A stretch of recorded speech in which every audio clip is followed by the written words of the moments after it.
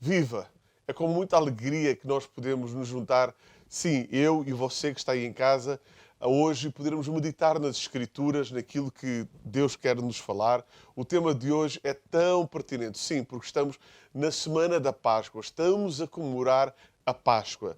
E o tema de hoje é símbolos da Páscoa, símbolos que acompanham esta semana especial, desta particular altura do ano. Na semana que mudou o mundo, estes dias, nós revivemos aquilo que aconteceu em Jerusalém há mais de 2000 anos atrás. Jesus ceiou e conjuntamente com os seus discípulos enfrentou a noite da sua paixão, foi julgado por Herodes e Pilatos, condenado, sim, à morte de cruz e pendurado no madeiro, sepultado, sim, na tumba de José de Arimateia. Porém, ao terceiro dia, vencendo a cruz, a morte e o diabo, Jesus ressuscitou dos mortos.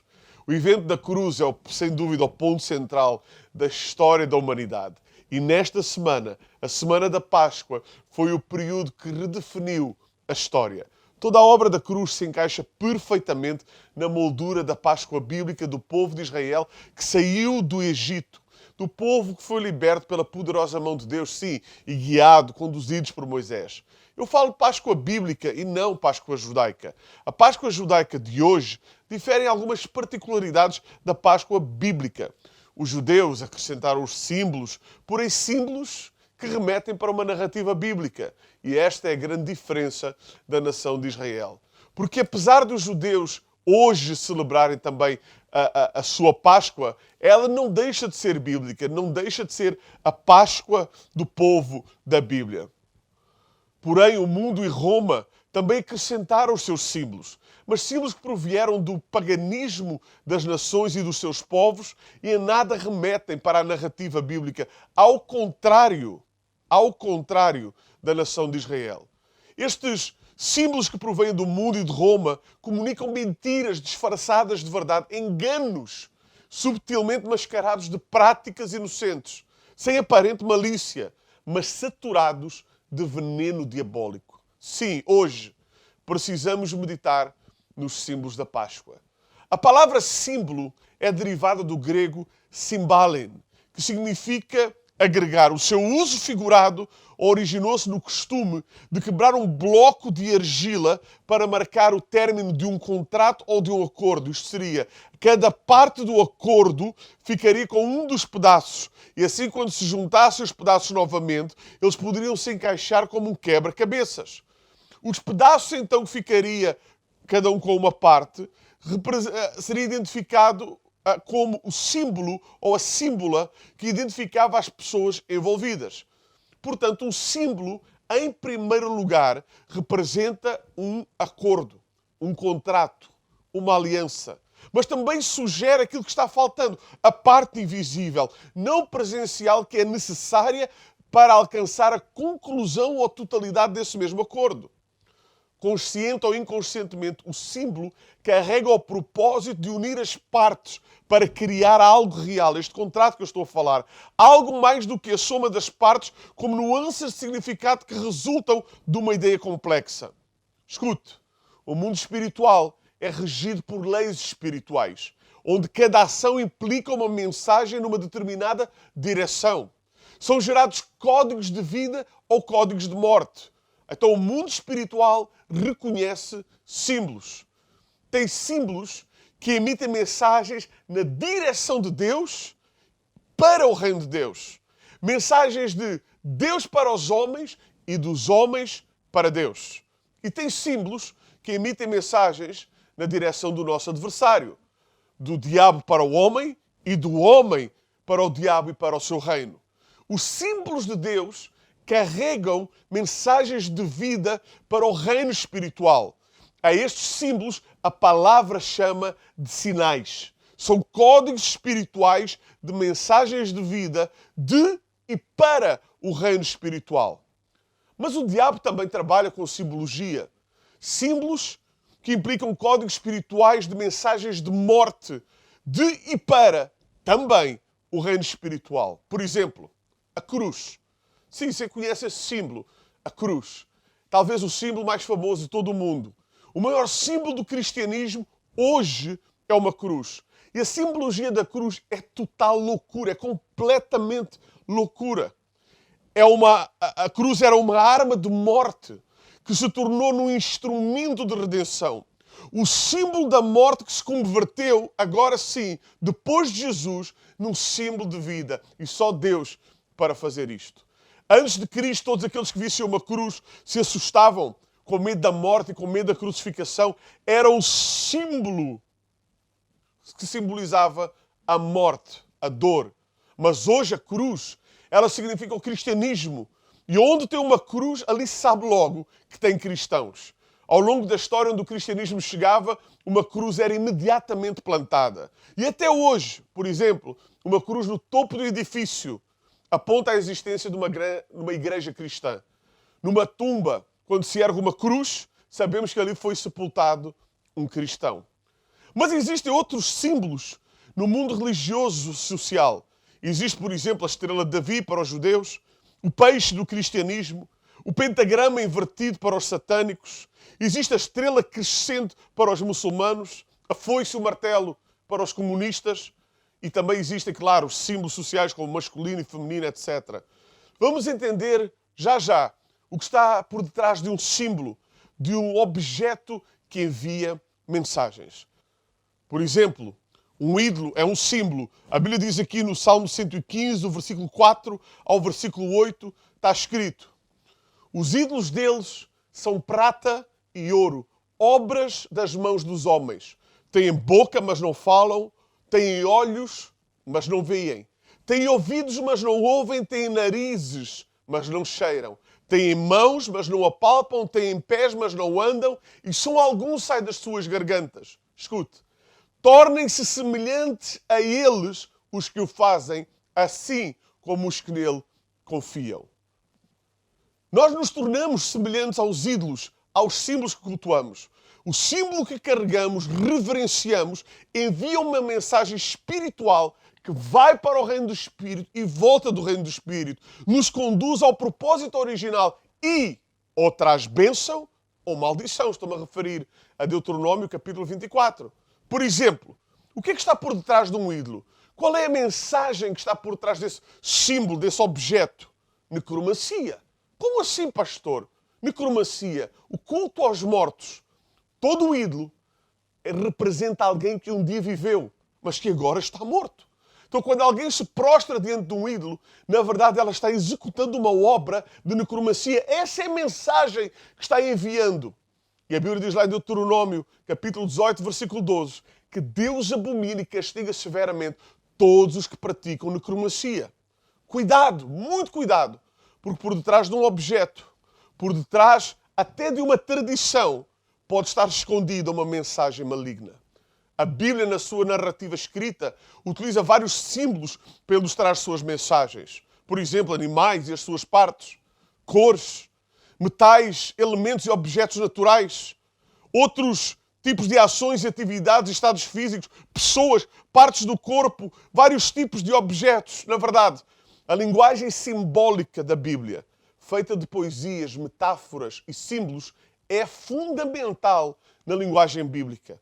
Podemos até dizer que, para além de conter uma grande quantidade de símbolos, a Bíblia, de facto, é um símbolo. Onde você vê uma Bíblia, onde você enxerga uma Bíblia, você sabe que aí está representada a palavra de Deus. A verdade de Deus para o homem. E o homem que pode viver esses princípios de vida abundante. Aliás, sendo o livro que Deus nos fala e em que se fala de nós a Deus, a Bíblia tinha mesmo que ser escrita em linguagem simbólica. Senão, como exprimir de modo algum aquele que é inexprimível? Voltamos já de seguida. Nesta Páscoa, queremos que usufrua de algo muito especial, o Wallpaper Páscoa 2020. Este wallpaper para smartphones é uma declaração profética sobre a sua vida. Cada vez que olhar para o seu ecrã, você será lembrado de uma grande promessa de Deus. 1000 cairão ao meu lado e 10.000 à minha direita, mas eu não serei atingido por mal algum. Usufrua de imediato desta oportunidade. Para baixar a imagem para o seu dispositivo móvel, basta clicar no link abaixo deste vídeo. A todos desejamos uma feliz Páscoa. Estamos de volta. Eu, Pastor Ruben, aqui, Sagradas Escrituras, meditando sobre símbolos da Páscoa. Pois é, nesta semana muito especial eu já referi, o mundo tem os seus símbolos, Roma tem os seus símbolos, os judeus e o judaísmo têm os seus símbolos, mas a Bíblia também tem os seus símbolos. Então podemos dizer, de certa forma, que existe a Páscoa do mundo por causa dos seus símbolos, a Páscoa de Roma, a Páscoa dos judeus e a Páscoa da Bíblia. Vamos meditar um ponto no mundo e os seus símbolos de Páscoa. Talvez o mais conhecido, o símbolo que sofre mais marketing nestes dias, seja o ovo da Páscoa. É, sem dúvida, o mais esperado pelas crianças. Mas escute, nas culturas pagãs, o ovo trazia a ideia de começo de vida. Os povos pagãos tinham o costume de presentear os amigos com ovos, desejando boa sorte, boa fortuna. Os chineses costumavam distribuir ovos coloridos entre os amigos na primavera como referência à renovação da vida. Há muitas lendas sobre a origem dos ovos da Páscoa, mas a mais conhecida é dos persas, porque eles acreditavam que a terra havia caído um ovo gigante e por esse motivo os ovos eram sagrados para eles. Muitos dos cristãos no início no Oriente foram os primeiros a dar ovos coloridos na Páscoa, simbolizando a ressurreição e o nascimento para uma nova vida. Nos países da Europa, acreditava que se escrevêssemos mensagens e datas nos ovos, isso traria boa sorte e se entregava aos amigos como presentes. Na Alemanha surgiu o costume de dar às crianças. Na Arménia pintava-se figuras de Jesus, de Nossa Senhora e outras figuras religiosas. Então pintar ovos com cores da primavera, celebrar a Páscoa, foi adotado pelos cristãos, escute bem, apenas no século XVIII. E a Igreja então começou a doar aos fiéis ovos benzidos ou ovos bentos. Claro que com a introdução das indústrias, os ovos cozidos acabaram por ser substituídos por ovos de chocolate, porque também vinha aquela proibição de comer carne animal por alguns cristãos no período da Quaresma. Então, a partir de 1830, principalmente na Inglaterra, começou-se a consumir os ovos de chocolate. Cá está. Você vê uma tradição, você vê um símbolo que nada tem a ver com a narrativa bíblica. Outro símbolo do mundo, da Páscoa do mundo, é o coelho. O coelho, sim, que é um mamífero roedor que passa boa parte do tempo comendo e ruminando. Ele é fofinho, sim, se alimenta de vegetais e de cenouras, mas também ele tem que mastigar muito bem os seus alimentos para evitar que os dentes cresçam sem parar. Por causa da sua grande fecundidade, o coelho tornou-se o símbolo, talvez, mais popular da Páscoa. Ele simboliza a Igreja, para alguns católicos, simboliza a Igreja que é fecunda na missão de propagar a palavra de Deus a todos os povos. Então, o mundo criou esta ilusão de que um animal fértil pode representar a Igreja e também associaram esse animal ao início, ao começo, à ideia do começo da vida. Agora deixe-me perguntar-lhe algo. Diga-me, em que mundo é que um coelho põe ovos? Acho que não preciso dizer mais nada. Roma tem os seus símbolos. O primeiro que eu vou falar aqui é o Círio Pascal, que é uma grande vela que se acende na igreja no sábado da Aleluia, que significa que Cristo é a luz dos povos. Nesta vela se gravam as letras Alfa e Ômega, quer dizer Deus é o princípio e o fim, e os algarismos do ano também são gravados no Círio Pascal. Simboliza que Cristo ressuscitou das trevas para iluminar o nosso caminho. Paralelamente, os católicos, a Igreja de Roma também utiliza o girassol, esta flor de cor amarela, formada por tantas pétalas de tamanho geralmente grande. A planta tem esse nome porque ela está sempre virada na direção do sol. Então o girassol, como símbolo da Páscoa, representa a busca da luz que é Cristo Jesus, como ele segue o sol, da mesma forma os cristãos devem buscar a Cristo, que é o caminho, a verdade e a vida. E todas as igrejas católicas, na sua maioria, se enfeitam de grandes girassóis na altura da Páscoa. Eu deixo à sua consideração, apesar de ter uma intenção, continua a não ser um símbolo bíblico, que em nada tem a ver com a narrativa bíblica. A colomba pascal, este bolo em forma de pomba da paz, que significa a vinda do Espírito Santo. Diz a lenda que a tradição surgiu na vila de Pavia, lá no norte da Itália, onde o confeiteiro teria apresentado o rei Lombardo Albuino com a guloseima. O soberano, por sua vez, poupou a cidade de uma cruel invasão graças ao agrado. Então, em muitos lugares do mundo é comum comer este pão em forma de pomba que surgiu desta tradição. Aqui em Portugal nós temos o folar pascal. E a lenda do folar pascal é tão antiga que se desconhece a sua data de origem. Reza a lenda, escute, que numa aldeia portuguesa estava uma jovem chamada Mariana, que tinha como único desejo casar cedo. Ela rezava tanto a Santa Catarina que a sua vontade se realizou e logo lhe surgiram dois pretendentes. Um fidalgo rico e um lavrador pobre, mas ambos eram jovens e belos. Então a jovem voltou para Santa Catarina para fazer a escolha certa, pedindo a sua ajuda e dizia: minha rosquinha esfiada, meu fozinho por encher, minha sogra enterrada, meu marido por nascer. Minha Santa Catarina, com devoção e carinho, tomai-vos minha madrinha, arranjai-me um maridinho.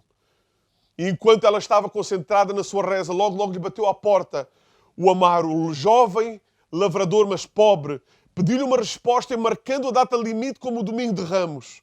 Pouco tempo, naquele mesmo dia, lhe apareceu o fidalgo, também lhe pedir uma decisão para o domingo de Ramos. Mariana não sabia o que fazer.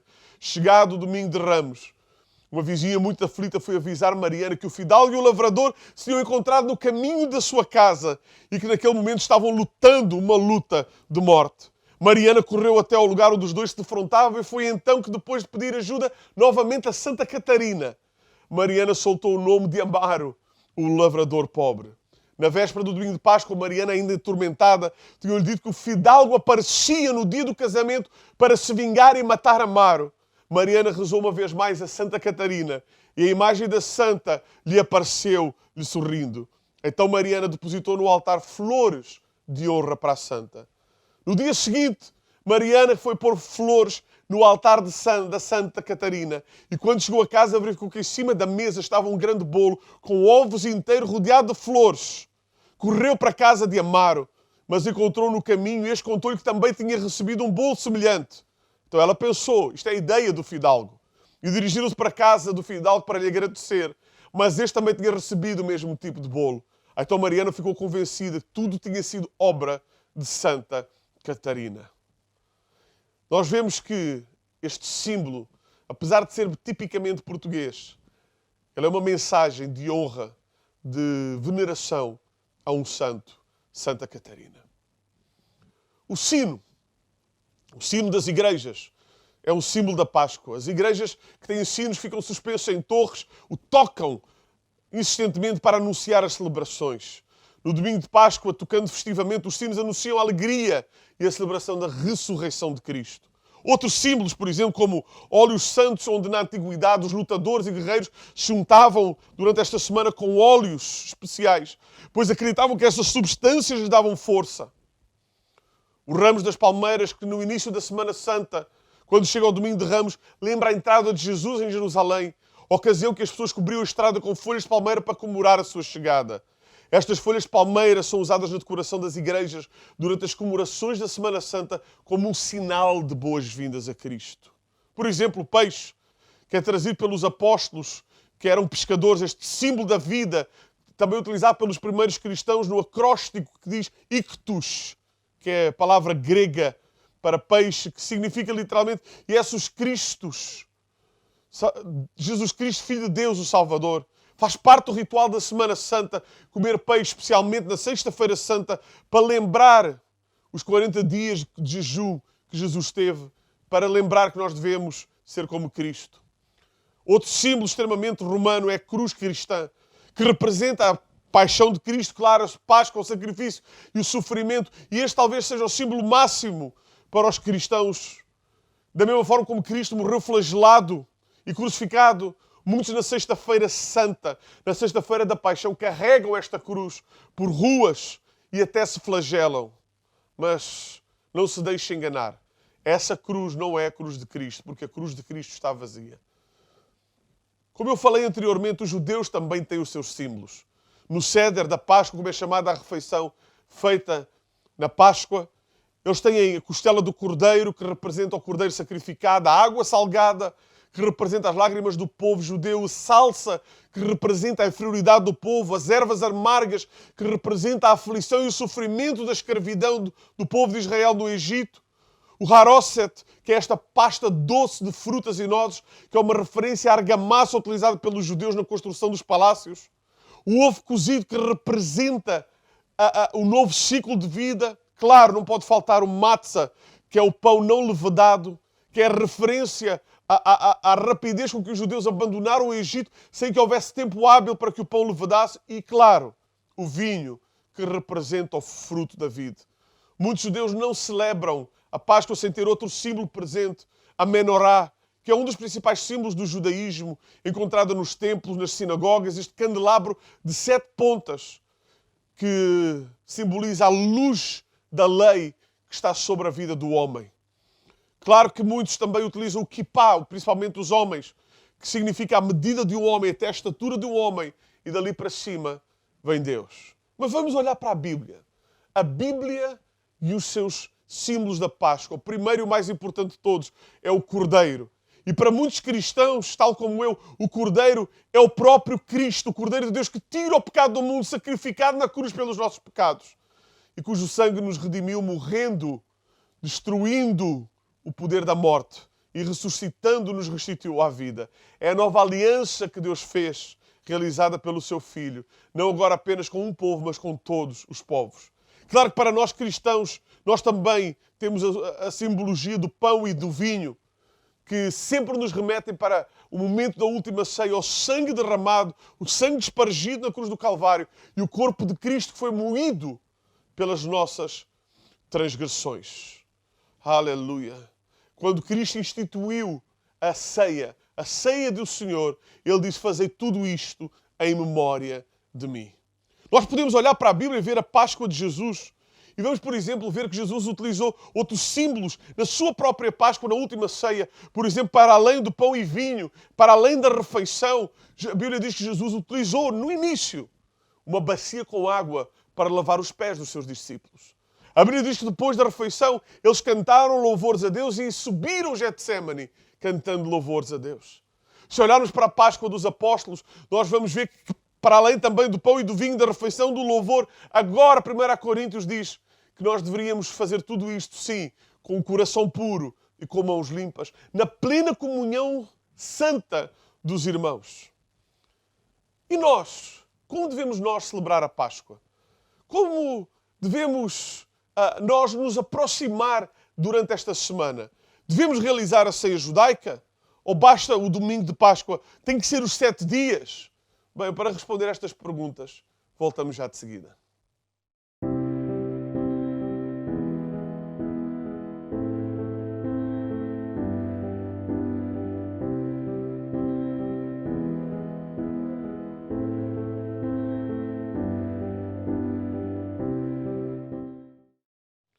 Estamos de volta.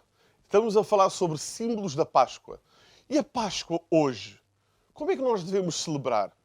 A Bíblia é o símbolo de todos os símbolos. Ela contém a mensagem verdadeira de Deus para o homem e conduz o homem pelo caminho correto, que é Cristo Jesus. Então vamos construir aqui o argumento bíblico. A palavra de Deus diz aqui em 1 Coríntios, no capítulo 5.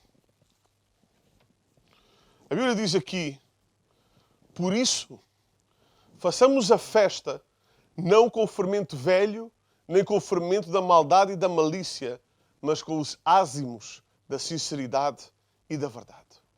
Podemos nos perguntar que tipo de festa, que símbolos da Páscoa glorificam ao Senhor. Sabemos de antemão, pois está escrito em Romanos 14, 17, que o reino de Deus não é comida nem bebida, mas é justiça, paz e alegria no Espírito Santo. Assim hoje nós devemos celebrar a Páscoa, que simboliza o sacrifício do Cordeiro, que derramou o seu sangue e nos libertou da escravidão e do pecado. Podemos sim trazer à memória, e devemos, aquilo que Deus fez no Egito com o seu povo, mas a centralidade é Cristo. Se devemos celebrar isto com mãos puras, com o coração redimido, retirando todo o fermento, como o apóstolo diz aqui, todo o fermento velho da maldade e da malícia. Como devemos celebrar a Páscoa? Bem, se mergulharmos nos princípios, nós vamos escolher os benefícios do princípio. Se obedecermos aos mandamentos, temos direito à lei que emana do mandamento, Deuteronômio capítulo 28. Então, como devemos celebrar a Páscoa? Eu atrevo-me a dizer, jamais com símbolos mundanos, jamais com símbolos pagãos ou raízes humanas malignas, diabólicas. Se temos de celebrar Páscoa, que seja com símbolos bíblicos, com símbolos cristãos. Eu termino dizendo, João 14, 21, Jesus disse, aquele que tem os mandamentos e os guarda, esse é aquele que me ama. E aquele que me ama será amado pelo meu Pai. Eu também o amarei e manifestarei a ele. Então, novamente eu digo, se celebramos Páscoa, que devemos por mandamento, porque amamos o Senhor Jesus e guardamos os seus mandamentos, o façamos sim, guardando os símbolos da Bíblia, pão, o vinho, a centralidade do Cordeiro, as mãos limpas, o coração puro. Se o devemos fazer, que façamos com símbolos bíblicos que apontam para os princípios e para as verdades do Eterno. Oremos neste momento. Pai, nós te damos graças pela tua palavra, porque ela é esteio de verdade, pêndulo de verdade para cada um de nós. Obrigado porque é a tua palavra que nos conduz pelo caminho que é Cristo. Sim, devemos celebrar a Páscoa, por 1 Coríntios capítulo 5 diz, celebrai a festa. Sim, é um mandamento teu e quem celebra o mandamento tem direito à bênção do mandamento. Mas devemos fazê-lo sempre olhando para a palavra de Deus, com uma centralidade que nos instrui, preservando o símbolo do Cordeiro, preservando o símbolo do pão e do vinho, preservando a narrativa e as palavras da escrita bíblica. Te louvamos e te agradecemos e te bendizemos em nome de Jesus. Amém. Foi uma alegria poder compartilhar a palavra de Deus consigo. Queria pedir, por favor, antes de terminar, que deixasse o seu comentário aí nesse vídeo, que pusesse o seu like, que subscrevesse o nosso canal. Em breve nós lhe traremos outros conteúdos. Deus lhe abençoe poderosamente.